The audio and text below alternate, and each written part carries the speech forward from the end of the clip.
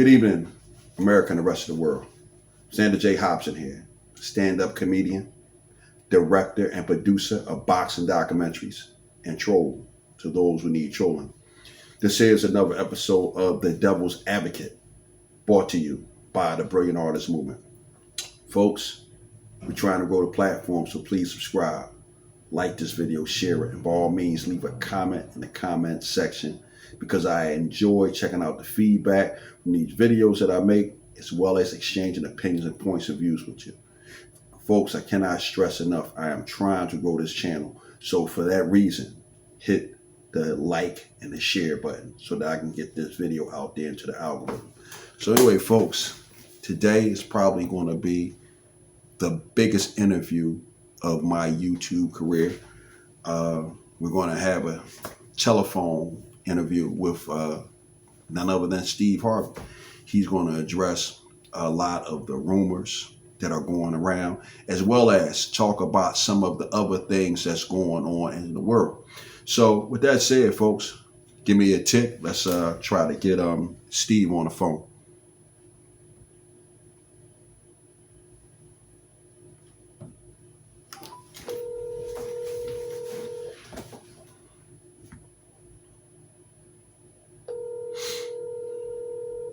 Hello?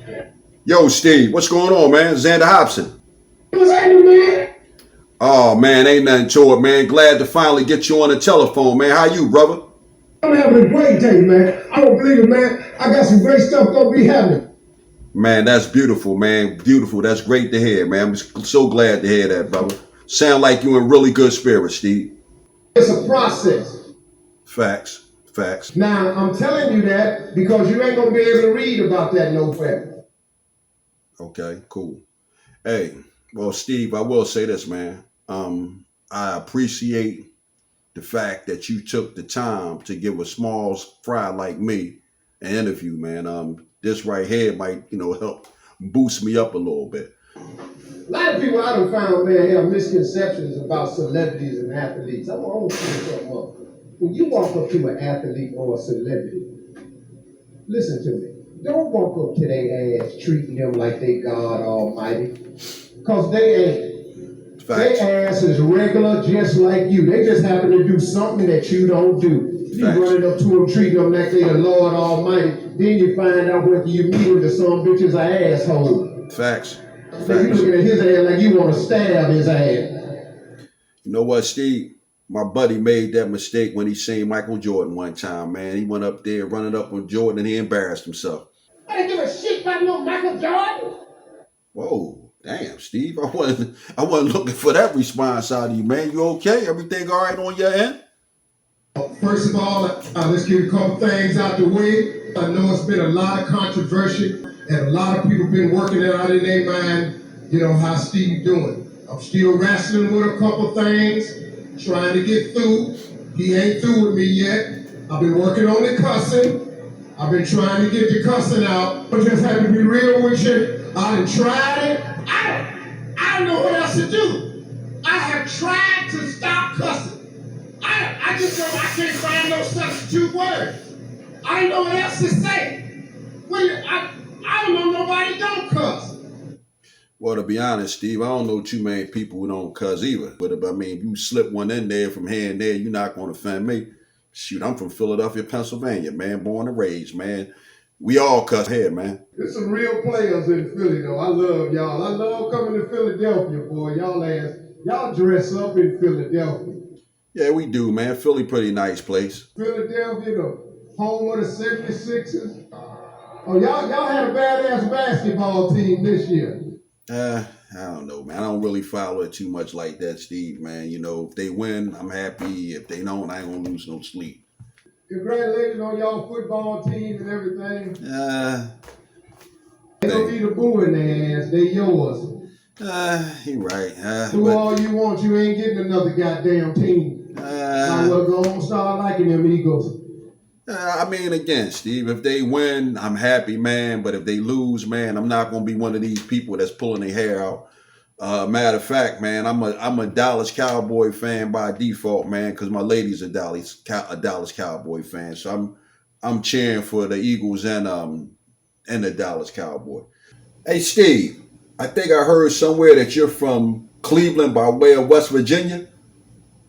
Right. But that formed because every summer I had to go back. Oh, okay, okay. So I really learned a lot growing up in the country. But then I was a city boy too.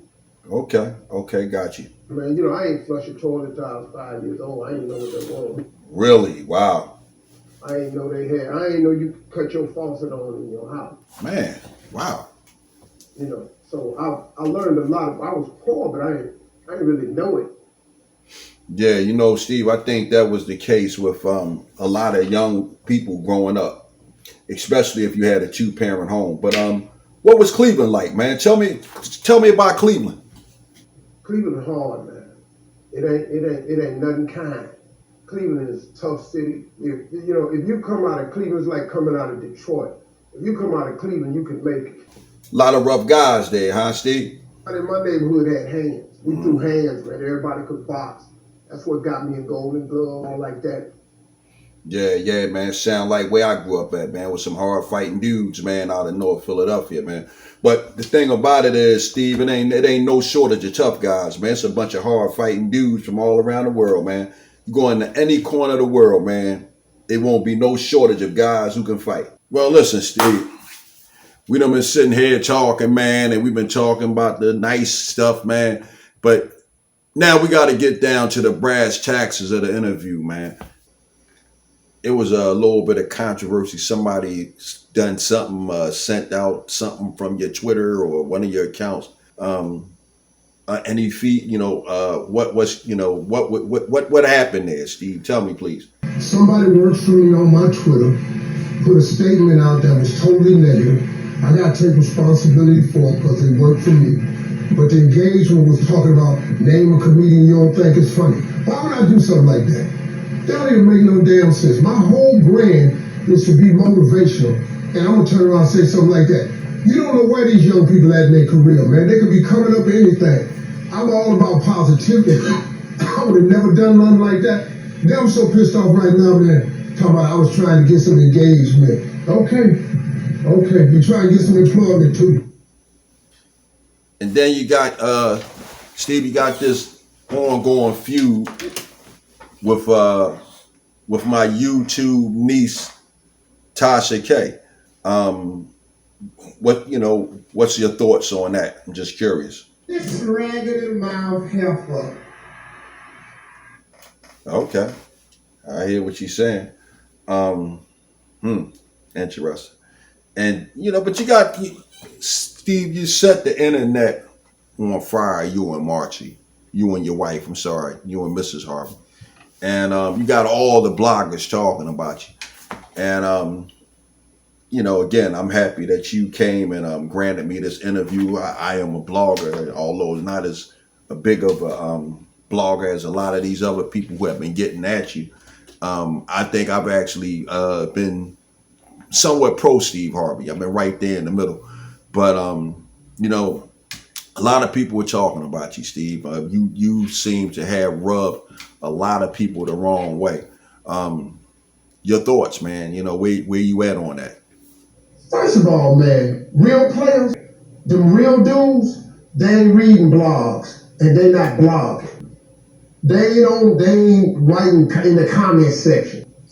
Real bloggers are not shakers and movers, decision makers, or power brokers. Give a damn what you say about me. You don't even know me. Most people talking about me don't even know me. You know how I know you know me? You got my cell number. Yeah, well, facts on that. Although I received your number through a third party, and again, I appreciate the time that you're taking out with me. You have a lot of patience, and I must admit, Steve, I've been a little bit delicate in my line of questioning because I'm a bit starstruck, and again, I appreciate the opportunity.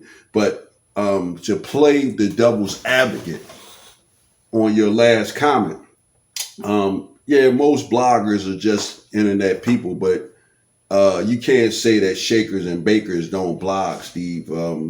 Your president or your former president, Donald Trump, was a huge blogger. And as a matter of fact, he blogged so much, they suspended one of his accounts. And again, I don't really keep up with this type of stuff, but a lot of shakers and bakers do a little bit of lightweight blogging, or at the very minimum, they tweet. So I don't think that's a fair statement. Um, Steve, you rubbed a lot of people the wrong way when you were talking about men taking care of women. That's what's wrong with this generation today. These young boys today, what do she bring to the table? The hell you mean, man? What do your ass bring to the table? You got a woman that can come to the table that can make another you. Steve, I understand everything that you're saying. But again, a lot of these guys are looking at it in the context of you and Marjorie. Marjorie's background is her background. I don't have to regurgitate it to you. You know the background and you signed off on it. And this is what a lot of the guys have the issue with you. And when you make comments like this, to be quite frank, Steve, to most people, you're coming from a place of a brother who don't have any credibility. What else you need to slide up to the table with? What about your job? What happened to men who were supposed to be responsible? Do you know that it's our job to take care of a woman and some children, to have a family? That's our damn job. But what?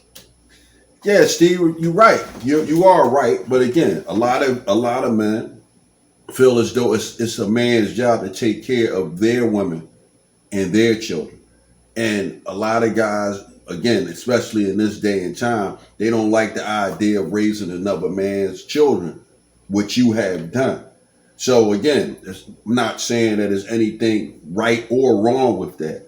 But if that's something that you choose to do, then that's cool. But you can't come from such a place of condescending that you're looking down on men who decide that's not what they want to do. And again, I don't have no dog in this race because I know my feelings on such thing. But again, Steve, you speaking as if what you're saying is gospel. I know what the hell I'm doing. Yo, Steve, what you need to do is calm down, brother. No, you didn't. Let me tell you something. Hey, Steve, calm down, bro. What kind of shit is this? I'm gonna slap this shit out you. Say what? What you say to me, man? I'm gonna slap this shit out you. Hey, Steve, you ain't gonna do nothing to me, brother. What you need to do is pump your brakes, chump. I'm gonna have your ass vomiting in a minute. You just hold on. Black man, what you need to do is get yourself back together, man. And get back to the subject of your wife and your life, champ. Serious, calm down, Steve. Let me say it. First of all, what's happening to me and Marjorie, I'm going to address that. Yeah, man, please do. And let's maintain some respect and some self-control, man. Come on, man. Let's take some deep breaths, man. Okay? What's going on, Steve? Your wife, is she cheating on you, man? The divorce? What's the story, man? Come on, what's the deal, Pickle? Ain't that what the guys say on your radio station? Come on, Steve, let's just get back to the topic at hand, man, and stop it with this rumbling, man. Please, brother, I respect and I admire you, man. Let's go, champ, let's go. Let's have it. Spit it out, Steve. The woman I married is a good woman. She's the best thing ever happened to me. She's God-fearing. She's loyal. She's faithful. And she's a kind and loving person. I don't care what nobody says. And y'all quit talking about she was in my other marriage and ruined it. She didn't. She was nowhere around that. My marriage, I got divorced in 2005. My marriage was over when the Kings of Comedy was out. Y'all ain't know that though, did you? I did. It was over then. It wasn't worth a quarter then. It took us this long to get to the divorce. That's when the official paperwork came out. But in 2005, let me hip you to something. I had nothing. I lost the radio show we were on in LA on March 23rd, and I lost the only TV show I had May 10th. May 23rd, I lost the radio show, and May 10th, I lost the TV show. Steve Harvey had no money. Got with Marjorie again, and New Year's Eve, met her, talked to her. She was with her kids in Hawaii. We got together in 2006. We had nothing. She didn't marry into no lap of riches. I had nothing. When I asked her to marry me at the end of 2006, And then she said she wanted to get married in 2007. I told her too soon. I got to get some stuff together. She said, what? I said, baby, I ain't really got nothing. I'm trying to build. She said, I'm going to get in there and build with you. We got married in 2007. Do you know what I was doing in 2007? Nothing. We had four stations in 2005. Four. We built this. All of us built this. We had 4 stations. We turned this into something. But that woman got down in that foxhole with me and turned this into something. In 2007, we got married. In 2008, we found out that somebody had stolen 7 years of my tax return. Was that your one of your wives that did that, Steve? I ain't gonna mention no name. And we owed the government $22 million and we in debt. But then guess what? She stayed with me in that. Then guess what? In 2009, I got Family Feud. In 2009, the book came out. In 2012, the talk show came out. I'm telling you, this woman got in the hole and built this with me. She didn't steal nothing. And I'm tired of y'all talking about my girl. Because my girl is one of the best women I've ever met. And why you black ass people out there got these blogs like you just gonna destroy somebody, I don't really know what that's about. But don't worry about it because it ain't working. Because all we are now, we are a tighter two-handed circle. Thank you for doing that.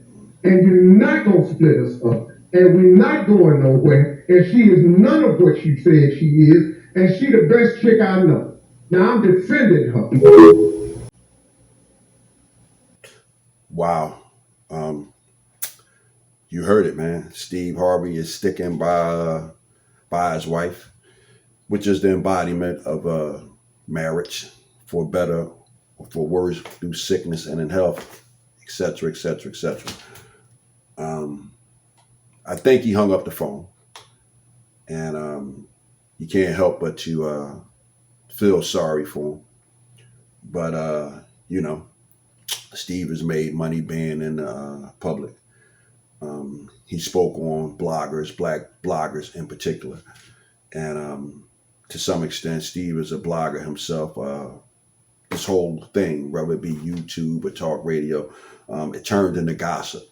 And hey, unfortunately for Steve, his life is the center of gossip now. But that's neither here nor there. Xander J. Hobson, stand-up comedian, director, and producer of boxing documentaries, and troll to those who need trolling. Before I close this video out, I want you to know that this was all fabricated. Of course, that wasn't real. But if I had the opportunity to talk to Steve, it would be something akin to that. Doing the research for this video, I did find some discrepancies in some of Steve's comedy. There was a talk about him stealing Mark Curry's comedy material. And I also saw while doing this project that Steve might have borrowed some of the content of Richard Pryor's when he was talking about boxing. Now, one thing I will say, a lot of comedians use other comedians' content, and Richard Pryor was probably out of the loop when Steve used it. But nevertheless, the boxing joke that Steve talked about using while on the Shannon Sharp show was remarkably close to a boxing joke that Richard Pryor used years before. And for the sake of full transparency, I also discovered that Eddie Murphy may have sampled one of Richard Pryor's jokes as well. The joke was about it wasn't me getting caught while cheating on your woman. So again, I hope you enjoyed this. If you watched this video this far, I appreciate you for rocking with me all the way to the end of the video. And now that we got that on the table, man, I'm done with it. Bam.